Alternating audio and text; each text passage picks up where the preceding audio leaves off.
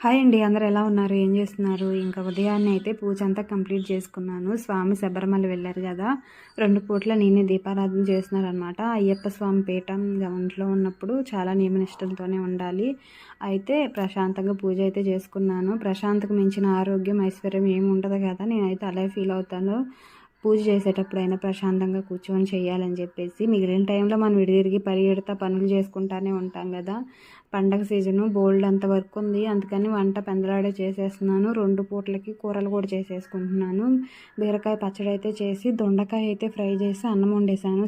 సాయి అయితే స్టడీకి వెళ్ళాడు. వాడు వచ్చేసరికి వేడి నీళ్ళు పెట్టి ఉంచాను. బాగా చల్లగా ఉంది కదా ఈరోజు, అందుకని ఇంకా పెసరట్టు పిండి అయితే వేసానన్నమాట నిన్న. అదే ఉంది ఈరోజు. దోశలు, దాంట్లోకి సొరకాయ పచ్చడి అయితే చేశాను. సాయి వచ్చి రెడీ అయ్యి వెళ్ళేటప్పటికి నా పనులన్నీ పూర్తి అయిపోయి మిషన్ అయితే స్టార్ట్ చేయాలి. ఓకే, వీడియో నచ్చితే లైక్ చేయండి. Bye bye.